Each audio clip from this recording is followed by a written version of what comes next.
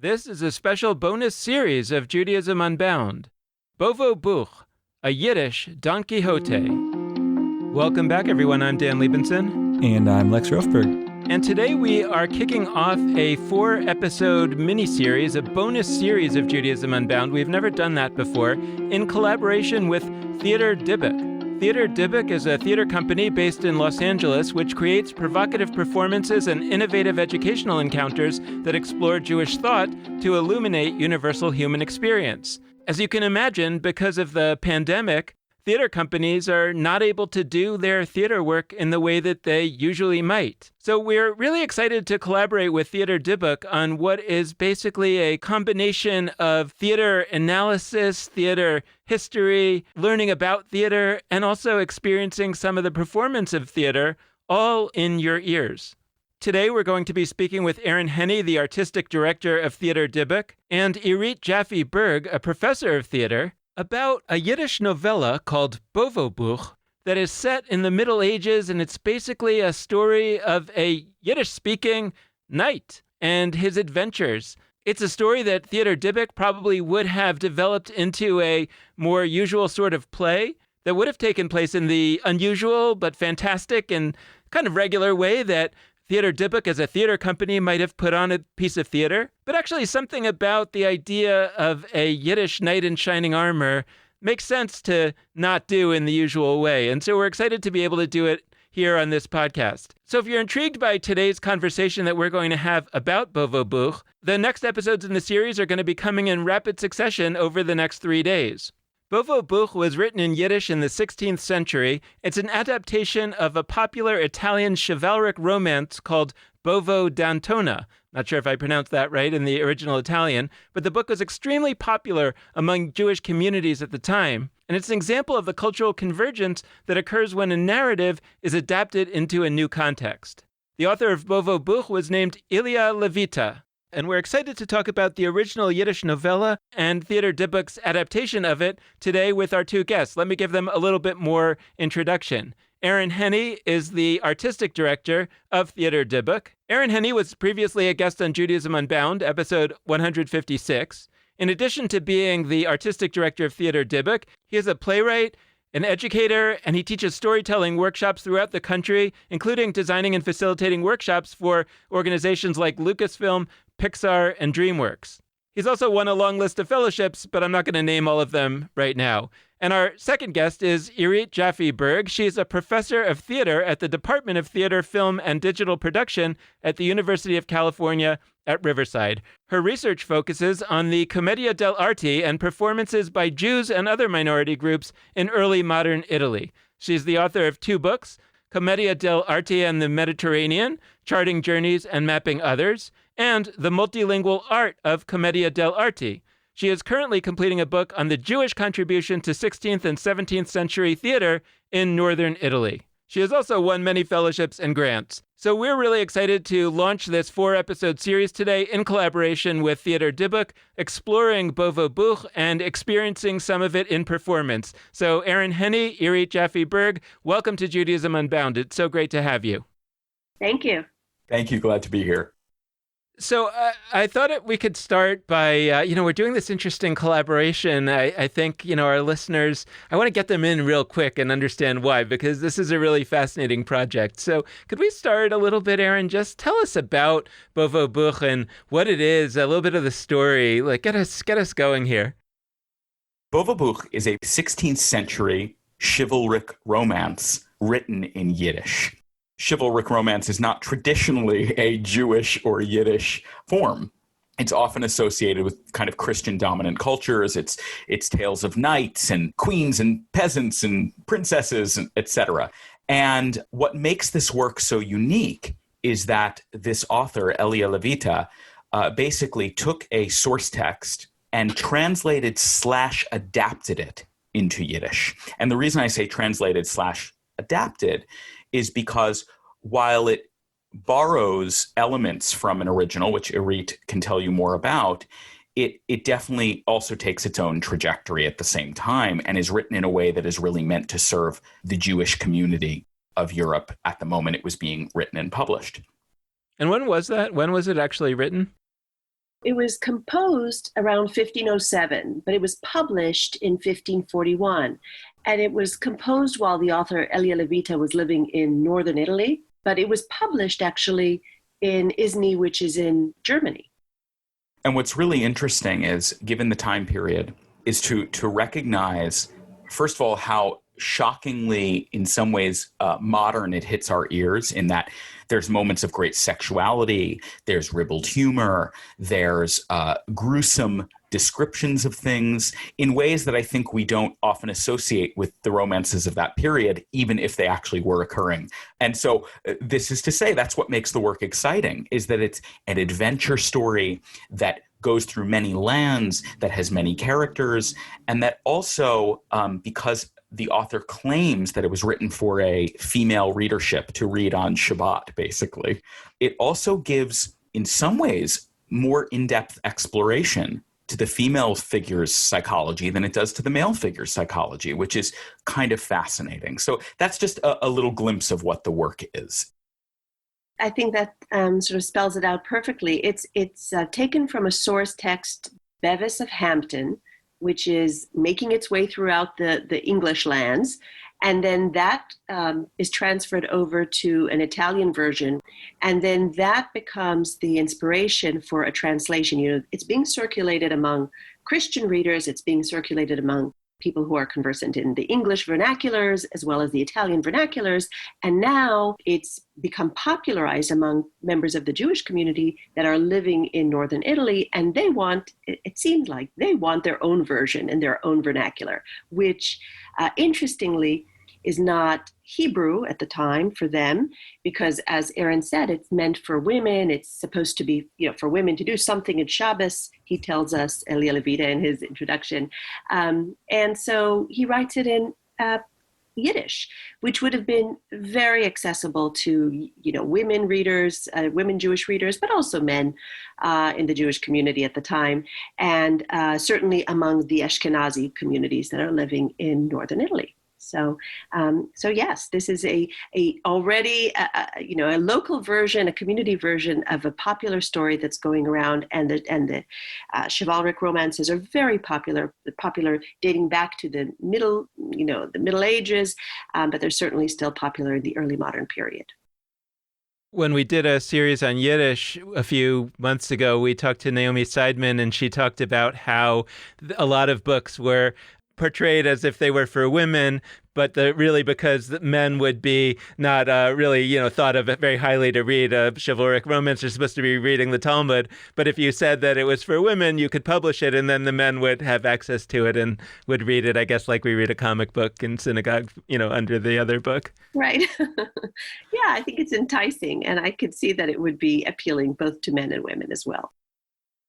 So I want to say something directly right now for anybody listening. This story is bonkers. Like, it is disorienting, and I mean that only in a positive way, but like genuinely, it's like strange to read because of what you said before about how it's translated and adapted. It's clearly like taking a story that's not quite a Jewishly originated thing, and it's doing its best to sort of like apply these concepts that were designed for and by a different group onto itself. And then they add their own layers, and they put in that, like, this is a wild story, and it's like different from anything I've ever read before. It's just weird. I'm curious, because you mentioned that this original story was translated and adapted. In a sense, I hear translated as implying it. Like, it was translated, the words were translated, but it was also like the context was translated. That's where the adapted comes in. I'm curious to pivot from that, because it's originally an adaptation, a translation, to what you're doing with it now. Because in a sense, you're taking this translation adaptation of a Christian or at least European kind of modality into a European Jewish modality. Now you're taking that and, it's 2020 and we're Theater Dybbuk, and we're going to do that in the United States, or at least digitally, which I don't even know if anything's in the United States anymore, if it's digital. But like, here we are. So what does that mean? Why are you doing this? Like, why is it worthwhile to take this on? And I guess this is a little of a leading question, because I think the answer is yes, but is there a way in which your effort today to map this existing story onto our society actually mirrors the original effort to map the European story onto this like sort of specifically Jewish European story. Part of the reason why Theater Dybbuk is taking on this experience of exploring Bovo-Buch is because our project as a company is to unpack Jewish history, to open our minds to the complex nature of existence and of cultural exchange and of questions of dominance and power and marginalization. And Bovo-Buch, for all its wildness and ridiculousness, is actually a great container for these questions of complexity within a society. And so I'll speak a little bit more about that, which is, one, we often think about Jewish communities in places such as northern Italy as quite literally ghettoized, right? Often living in ghettos, as being marginalized, isolated, hitting against the dominant culture and feeling crushed by it. Those are sometimes the assumptions that go with our understanding of that moment in history. And so by presenting a work that actually says, wait, this community, one of its most popular pieces of literature, actually borrowed from the dominant culture and recontextualized it, I think is a perfect portrait of the way in which societies work. And that even when a group is marginalized, it can't help but be in conversation, for better and worse, with the culture in which it resides. And so I'm really excited about the way in which this work gets us thinking about, even without us necessarily stating it overtly, gets us thinking about our own world. And when are we appropriating from the dominant culture in a way, and that word appropriation has some very negative connotations in some areas, but I actually want to take the word and say appropriation as an act of borrowing and making one's own, right? That what is it to be a marginalized group and borrow and then make one's own? There is something oddly aspirational in that, right? To say that in spite of the fact that we are a marginalized group with very little power in this society, we can have an imagination of us as royalty, as adventurers going through the world. What does that do for a people to be able to take ownership over the works that don't belong to them and say, these are mine too? I live in this society and these are mine as well. And I'm going to put Yiddish words in the mouths of knights. What does that do to my own feeling of power and belonging? Now, one might also be able to argue the other side, that it's extremely problematic too, right? Because obviously they don't actually have ownership over it and they can't achieve that kind of power. And so that kind of aspiration allows one to engage in fantasy without actually being able to transcend one's position. So I understand the problematic nature of it as well. But I would say this is why explore it. Why now? Because we are richer as people if we can hold this kind of complexity. And if it can make us uncomfortable, if it can make us question our position in society and our relationship to both the dominant and the marginalized. I'm wondering, Aaron, if you could talk a little bit about this particular project of what's coming up over the next few weeks, and how does that connect to what Theater Dybbuk does and COVID? Meaning, like, I'm asking, what would you have done with this story had COVID not been around? What are you doing instead? What do you imagine doing in the future? And I think more broadly, there's a question in there about how does the situation that we're in right now connect to the mission and what a theater company does, and in particular a theater company like Theater Dybbuk, which, I think as I'm thinking this through, it's like your mission of all this exploration and translation and reimagination, that there's actually another layer added onto that through COVID. I mean, we can see it as an obvious problem for a theater company because how are we going to get people together to see our theater? Or you can see it as, well, this is the whole point of our particular theater company, is that we explored tough questions like that. So I'm wondering where that took you all. So there are 2 to 3 kind of reasons behind engaging with this in this moment. One is obviously just practical, right? We are a live theatrical organization that can't currently do live in-person work, and thinking about then how do we engage with people. And I will say that in a way, doing something that seems further away brings us closer. And what I mean by that is a number of people said, well, why don't you do Zoom plays and that kind of thing? And I have resistance to that because screens are a form in and of themselves, dealing with screens. And that theater for me is a place where the participant is asked to create half the fiction. When we watch things on screens, we sort of imprint that we are watching something that looks, feels, smells like reality, as if when we go to the theater, we automatically accept that we have to help create the reality. So in a funny way, doing things on Zoom creates new problems because we're accustomed to watching screens and engaging in the way we do in TV and film, as of where doing an audio work actually asks the same thing of listeners as we ask of audience members in the theater. You are creating this with me. You only have certain things to engage with, and you have to create the rest of it in your mind's eye. So one is that's the reason why this current pivot to audio work, to podcasting, is because in some ways it brings us closer to our way of working rather than further away. I will also say on a practical level, so too, Erith said to me, I've been studying this really interesting text for a long time. I've become kind of obsessed with it, and it feels like it's something that maybe Theater Dybbuk would be interested in. And I really trust Erith because our show last year, which it was called Hell Prepared, and explored a ritual exorcist of northern Italy, Erith brought me the source text for that. So I was like, I trust you. You know what works for us and what we're interested in. And so Erith brought this to me, and I thought, what a perfect text to begin this exploration of audio work, because especially once I learned that how people read it was in groups together and they would listen together. So we're creating something that in some ways speaks to that original way that the text operated. I think at the end of the day, Theater Dybbuk's team kind of pushed me on this. You know, I'm an artist who said, we're a theater company. We do theater. If we can't be doing theater, should we be doing anything, right? That was at the beginning of the pandemic. Things evolve. And I had team members who said, yes, Aaron, but we are a company that is about causing deep thought in the world and asking people to ask hard questions about themselves, their community, and society around them. And if that's really why we exist, then how do we take the skills we have and still help to cause that outcome? We still needed to fulfill our mission, which theater is the vessel through which we reach that mission, traditionally. And so that's kind of the why of all of it in this moment. I'll just say that I enjoy chivalric romances. I enjoy romances. I guess I am the ideal reader that La Vita was writing for, that, woman to be reading on Shabbos or whenever.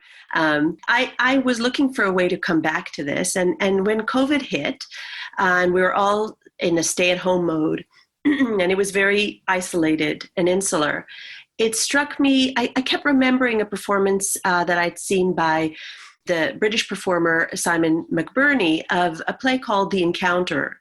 And in that performance, the audience was invited to put on headsets in a public auditorium. And we were invited to see a performer on stage doing essentially a one-man show, but also to hear him very intimately because he was literally in our ears. And I thought, wow, that experience was so powerful. And during this period of COVID, that's a little bit of what we're experiencing, right? We're isolated from one another. We're viewing each other in these little boxes, squares on Zoom or whatever, but we're also invited into people's interiors, right? You see my living room, you see my bedroom, you see my kitchen, you see my kids, you see my dogs. So there's something very intimate and also very distant in this period. But reading is like that, and public reading especially is like that. And so this text was so much of our time as well. It invited being explored. And I was so delighted when Aaron and I, in dialogue together, thought, well, yeah, it's perfect for a podcast. It's perfect for a podcast series that, again, both enters people's homes in an intimate way, but also invites us to share communally. We're doing a fun back and forth between like the text of Bovo-Buch and its origins and like us today. And I want to continue disorienting everyone and like go back into Bovo-Buch for a second. I read it, and so I sent Dan a message. I sent Dan a bunch of messages as I was finishing because it was just so bonkers. But I sent him a message that said, Dan, this is one big #representation matters text. And what I mean by that is, so there's all this important really important discourse today about culture, about pop culture, and how there isn't enough women's representation, about how we've done a very poor job with minority representation, with Black representation, with trans representation. And there's a lot of forward motion finally happening to at least talk about that and start to address it. And what this text did for me is it helped me realize, sometimes I think as a Jew, even me who like tries to study Jewish history, like I think there are certain issues that are like sort of my time and like didn't really manifest in the same way in the past.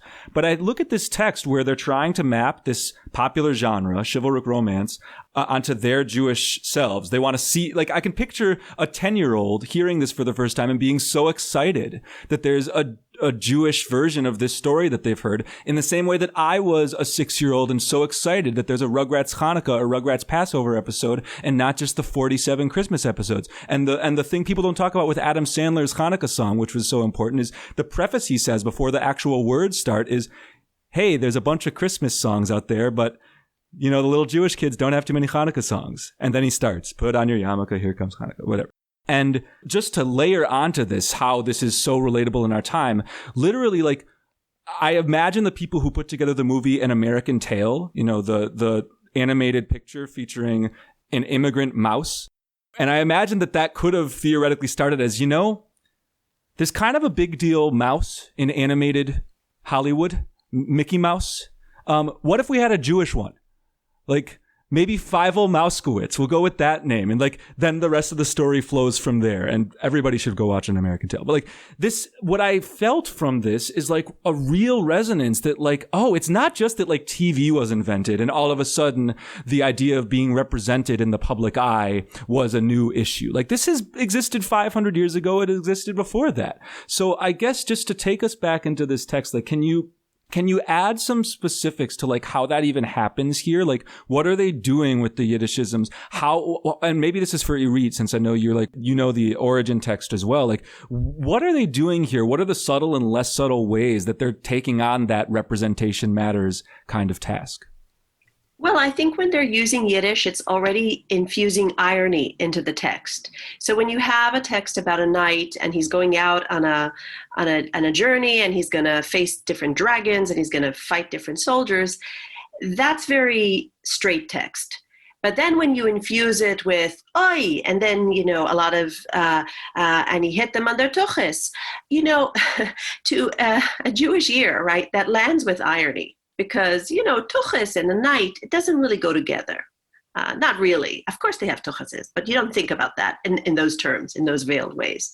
So I think the text already is layered with a veneer of irony. And that's really important to the whole experience of being, of representing others and representing yourself within a story that doesn't usually make room for yourself.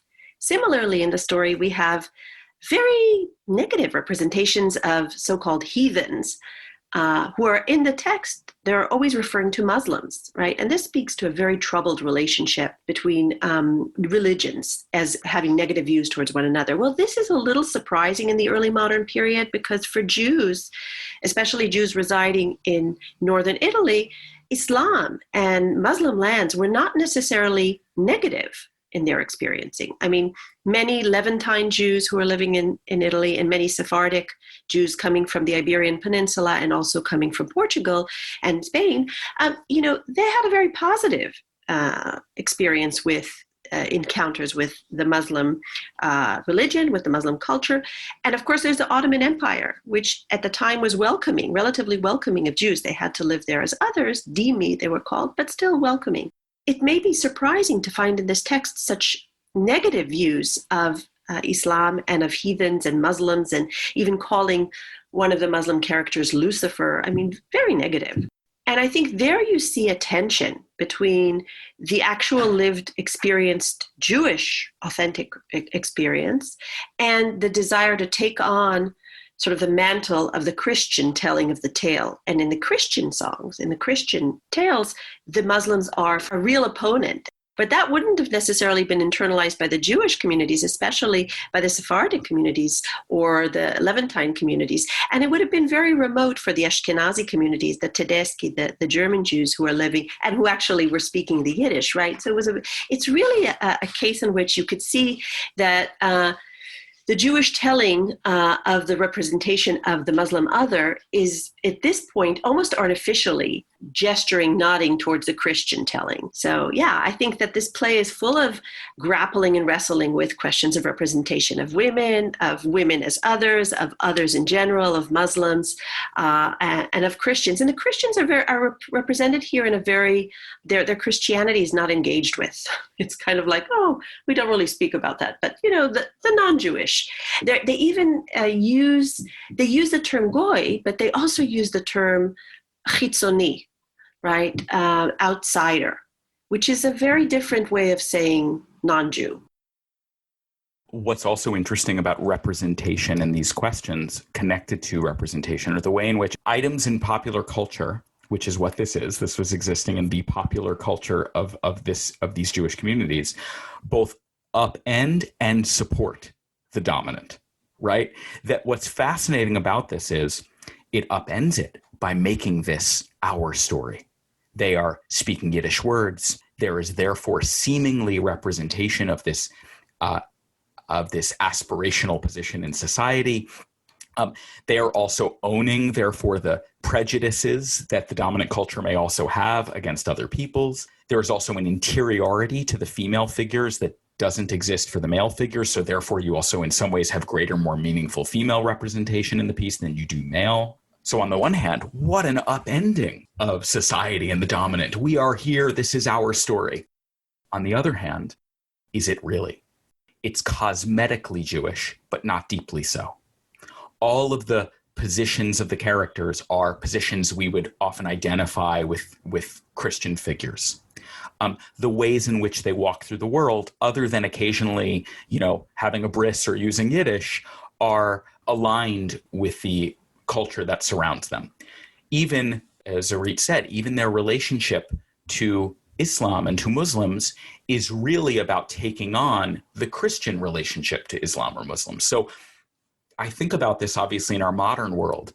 Representation matters, and it's also problematic when it is fully aligned with or taking on what society says matters. And I think that's also why Bovo-Buch is fascinating, because it's both at once, and we can't tell one story about it. And if we try to tell one story about it, we actually strip away its complexity and therefore strip away our own. I have one sort of historical question before we just move towards what's going to come up in the rest of this amazing project and series. I'm thinking about how important or how unique Bovo-Buch is in the story of Yiddish literature. As you were talking earlier, I was thinking about this question of representation. Like, my favorite literature, at least as a kid, was science fiction. And I remember the one book that I found that was a Jewish science fiction book. And I actually eventually reacquired it from eBay or Amazon or whatever, because I just treasured the idea that there was this Jewish science fiction book, and there are a few others, but basically there aren't very many. And it was actually, then I sat down to read it, and it was actually a pretty bad book, and I'm kind of embarrassed that I own it, but it has a lot of importance to me personally as a memory and that representation aspect. And I'm curious about Bovo-Buch within the world of Yiddish literature in its genre. Is there others? Is that a phenomenon, or is, in a sense, this is one of the only ones? And I'm particularly thinking about it because of what I learned from, I believe, originally the Yiddishist Michael Wex, who talks about that we think that the term Baba Maisa comes from the idea of Baba in Yiddish, which is a grandmother, and so it's a grandmother tale. And so some tall tale, some crazy convoluted tale, that's a grandmother tale. But actually it's a Bovo Maisa in its original, and it comes from this book, Bovo-Buch, and that a crazy convoluted tale is therefore a Bovo Maisa. And sure, now it's also a Baba Maisa grandmother tale because the word kind of turned into that. And so, that's how language works. But in its origin, and so again, I wonder, where was this book in Yiddish literature? Like, how important was it? And was there others? And, where does it sit? What do we understand? What should we understand now that we kind of are at the end of this series, are going to have a real deep familiarity with this book? I think this, Levita himself wrote another book that is similar, let's say, Paris and Vienne. So there was, let's say, at least one or a possibility of another type of book like this. But I think the Bovo-Buch does really stand out. And it's really important also, not only for its own uniqueness, but for its importance as being one of the first books that get published in Yiddish, and then has 30 republications over subsequent centuries. I mean, it has this enduring legacy, I think partially because it is so powerful as this a fantastical journey into a genre that doesn't usually get a stage in Yiddish. I mean, you have a lot of minhagim book, you've got a lot of customs books and books that relate to different sayings and different teachings. But this one is a total fantasy, right? So I think it's absolutely unique in that sense.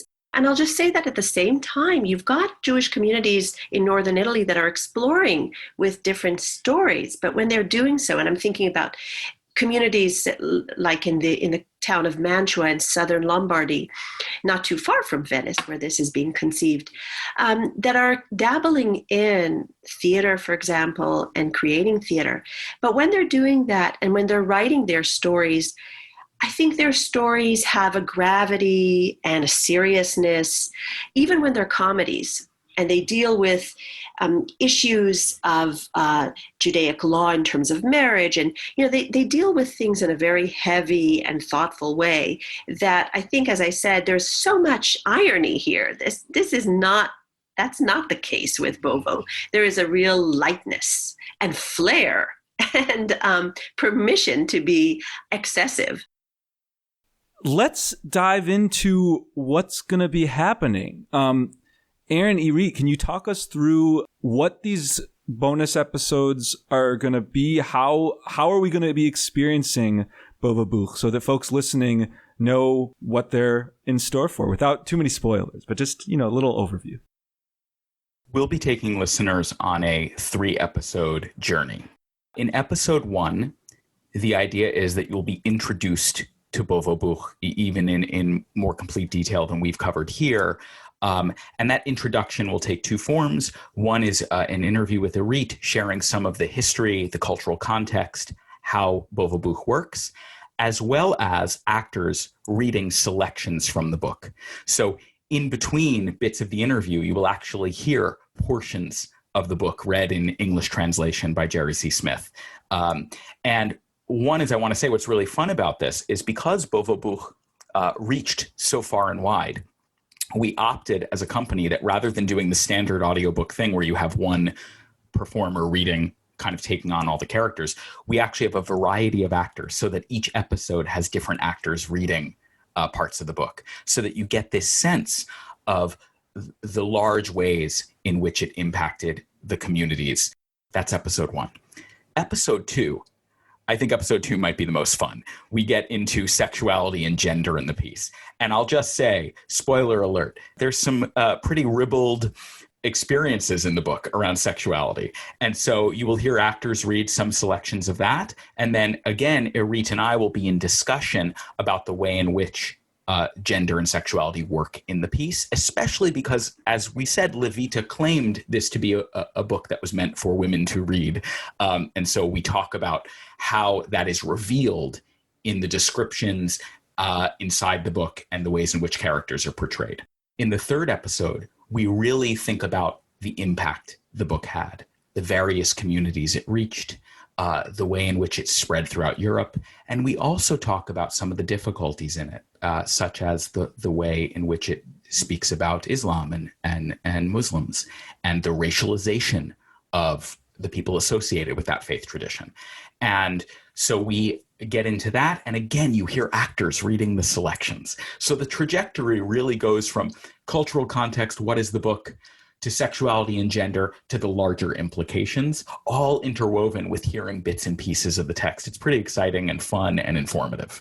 The provocation inside this 3-episode series, I think, is that often when we speak about Jewish text and studying Jewish history, obviously in academic circles and some scholarly circles, there can be real interest in these hidden texts or not so hidden that are actually quite known in certain ways. I think often in our popular imagination, we stick to the biggies, right? The Torah, the Talmud, and we think that these tell the story of our people. And I think the provocation inside this is to say, here is a piece of popular literature that's fun, ridiculous, that actually, other than some Yiddish references and such, seems not to be overtly Jewish in many ways. And yet, it reveals so much about our history and the cultures in which we operated and how we navigated those cultural waters. And I think we would be richer as a community and as communities if we sort of widened our view to ask, what are the entry points that might allow us to see how we've operated throughout history, and how does that speak to who we are today? The Bovo-Buch, which again feels like not a sacred text because it isn't. It's a piece of popular literature, tells us so much if we get curious about it, of who we are and where we've been, and therefore where we might be headed. I hope that it encourages people to look for other texts and other sources that seem outside of being maybe worthy of study to them, but that actually can reveal a lot. Absolutely. Thank you both so much for joining us for this conversation. We are really excited, both Dan and I, to hear the follow-ups. And just to everybody, read this story. It's wild. Listen to the excerpts and the commentary. You want it in your life. I can't express this enough. So thanks, Aaron. Thanks, Erith, for joining us. It's been a pleasure having you on. Thank you very much. And thank you to all of you out there listening. We hope you've enjoyed this episode. I'm not going to say too much more. Listen to these follow-ups. They're going to be amazing. And with that, this has been Judaism Unbound.